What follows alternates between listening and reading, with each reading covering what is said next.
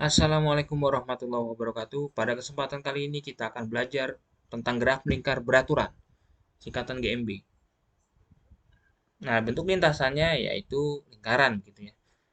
Ciri-ciri GMB, kecepatan sudut atau omega dan percepatan sentripetal AS itu tetap, baik besar maupun arah. Kemudian, kecepatan linearnya konstan besarnya, arahnya berubah. Nah, ini gambarnya ya, lintasan dari titik A menuju titik B. Di sini ada arah V, V-nya arahnya berubah ya, arahnya berubah. Kemudian ada omega, kecepatan sudut, ada theta sudutnya. Nah, di sini persamaan dari gerak lingkar beraturan, delta theta sama dengan omega kali T. Kalau waktu dulu di gerak lurus beraturan itu S sama dengan V kali T, di GMB itu delta theta sama dengan omega dikali T. Jadi yang seperti W ini dibacanya omega. Kalau ditanya omega, maka omega sama dengan delta theta dibagi T. Nah, delta theta ini perpindahan sudut, satuannya radian, disingkat rad. Omega kecepatan sudut, satuannya adalah radian per sekon. Sementara T adalah waktu, satuannya sekon gitu ya. Nah, kemudian ada frekuensi dan periode di sini, di mana frekuensi itu jumlah putaran yang dihasilkan setiap waktu. Rumusnya F sama dengan N bagi T, sementara periode, waktu yang dibutuhkan untuk menghasilkan satu putaran, sehingga rumusnya T bagi N. Ya, frekuensi satuannya Hertz, kemudian periode sekon, singkatannya S, T juga waktu sekon. Jadi T besar periode, T kecil waktu.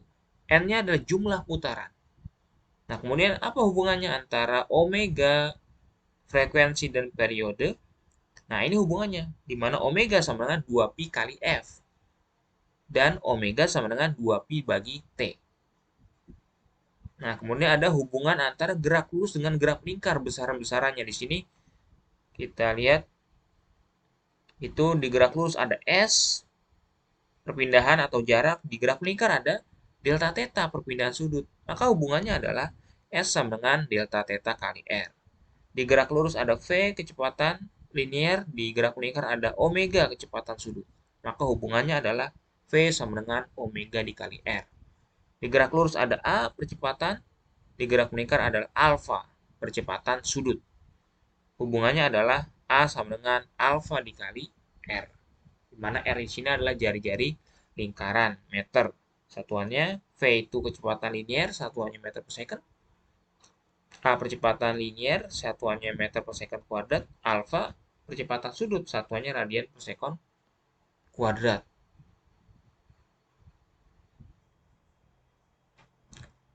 Kemudian ada percepatan sentripetal, di mana percepatan sentripetal adalah percepatan sebuah benda yang menyebabkan benda tersebut bergerak melingkar. Nah, percepatan sentripetal selalu tegak lurus terhadap kecepatan linearnya dan mengarah ke pusat lingkaran. Nah, seperti gambar di sini, arah percepatan sentripetal ya, menuju pusat lingkaran. Dan tegak lurus dengan arah V-nya, tegak lurus ya, dia tegak lurus.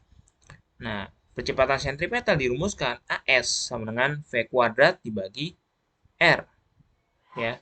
Atau bisa juga omega kuadrat dikali R, tergantung yang diketahui besarannya. Nah, AS percepatan sentripetal, satuannya meter per second kuadrat, V-nya kecepatan linear, omega kecepatan sudut ya. R-nya jarak partikel ke pusat putaran atau jari-jari. Nah, kemudian ada gaya sentripetal Fs, yaitu gaya yang mengarah ke pusat lingkaran. Nah, bisa dirumuskan. Fs berdasarkan hukum 2 Newton, yaitu M kali A. Fs sama dengan M kali A S, percepatan sentripetal. Nah, masukkan saja rumus percepatan sentripetal. V kuadrat per R dan omega kuadrat kali R.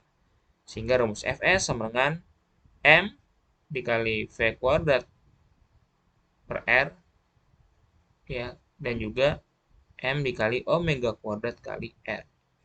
Nah, gaya sentripetal. Jadi Fs gaya sentripetal. Satuannya adalah Newton ya, gaya.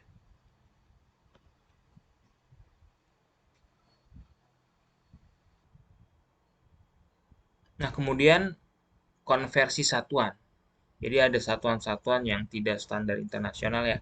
Seperti ada putaran, derajat, itu untuk perpindahan sudut. Kalau satuan internasional kan radian. Kemudian ada RPM, rotasi per menit untuk kecepatan sudut ya, omega. Nah, di sini besarnya satu putaran itu sama dengan 360 derajat. Kemudian satu putaran itu sama dengan juga 2pi radian. Jadi kalau ke radian dia nilainya 2pi. Satu putaran sama dengan 2pi. Nah, kemudian satu radian berapa derajat? Maka satu radian sama dengan, caranya adalah 360 derajat dibagi 2pi. Dengan nilai pi di sini adalah 3,14. Sehingga dia jadi 360 derajat dibagi 6,28. Jadi satu radian itu sama dengan sekitar 57,3 derajat. Nah, untuk yang RPM, rotasi per menit. Rotasi ini putaran ya. Jadi satu rotasi per menit itu berapa radian per second. Kita ubah, satu putaran kan tadi sama dengan 2pi radian ya. Maka 1 dikali 2pi dibagi 6, 60. Nah, ini adalah konversi satuan dari RPM ke radian per second. Nah, kemudian kita lihat sekarang contoh soal pembahasannya.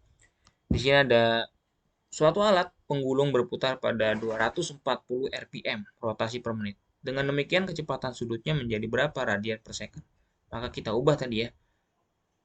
240 rpm. Kita ubah ke radian per second, maka 240 dikali dengan 2pi. Nah, gitu ya. Dibagi dengan 60. 1 menit adalah 60 sekon. Radian per sekon. Maka 240 dibagi 60, coret, itu adalah 4 ya. 4 dikali 2pi, sehingga hasilnya adalah 8pi radian per sekon. Maka di sini jawabannya adalah C. Soal berikutnya, ada sebuah partikel berputar dengan kecepatan 300 rpm. Jika jari-jari lintasannya 1 meter, maka kelajuan linear partikel tersebut berapa? Gitu ya, di sini ada diketahui ya, ada kecepatan sudut ya, omega 300 rpm. Ini harus kita ubah dulu ke dalam radian per second. Maka 300 dikali 2pi dibagi dengan 60 radian per second. Maka 300 dibagi dengan 60 itu 5 ya. Berarti 5 dikali 2pi 10 pi radian per second. Itu baru omega.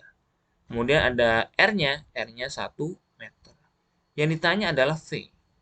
Ya, V sama dengan apa rumusnya? Omega dikali R. Gitu ya. V omeganya 10 pi dikali R-nya 1. Ya, 10 pi meter per second gitu. Jadi jawabannya adalah yang D.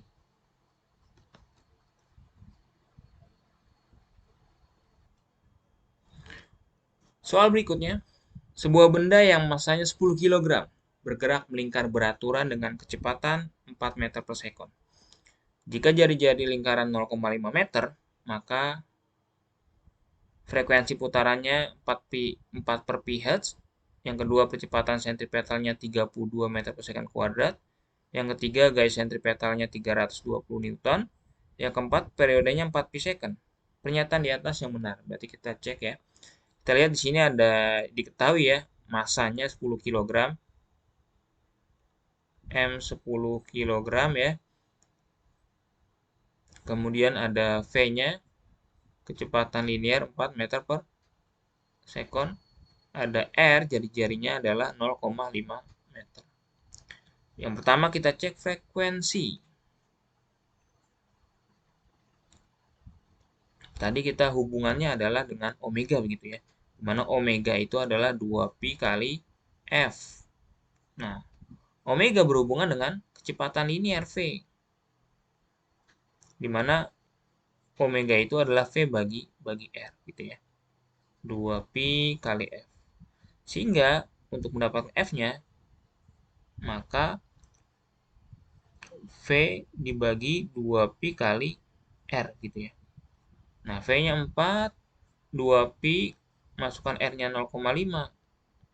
Nah, 2 dikali 0,5 itu 1 ya. keempat per pi hertz. Nah, ini frekuensinya 4 per pi hertz. 4 per pi hertz. Betul ya? Nah, kita cek langsung periodenya. Di mana periode itu, ini yang pertama ya. Pertama nih, yang keempat kita cek. Periode T itu sama dengan kebalikan dari frekuensi ya, 1 per F. Nah, F-nya kan 4 per pi. 4 per pi. Berarti kalau dibagi pecahan dikali ya, jadinya 1 dikali pi per 4, dibalik dia. Nah, sama dengan hasilnya berarti pi per 4 sekon. Itu untuk periodenya, berarti yang 4 salah. Yang nomor 2 sekarang, percepatan sentripetal 2 AS ditanya ya. AS itu kita pakai yang mana? V ya, karena diketahui ada V di situ. Maka V kuadrat per R gitu ya.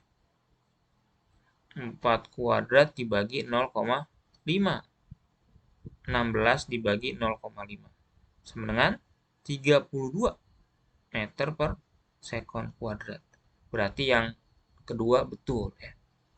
Kita cek yang 3, gaya sentripetal. 3.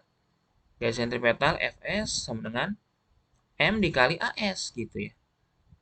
Masanya 10 kg. Percepatan sentripetal sudah kita dapatkan tadi, 32. Ya udah 320 Newton. Jadi yang 3 juga betul. Maka pernyataan yang betul adalah 1, 2, dan 3. Dan jawabannya adalah B. Baik, itulah pembahasan kita mengenai gerak melingkar beraturan. Semoga bermanfaat. Wassalamualaikum warahmatullahi wabarakatuh.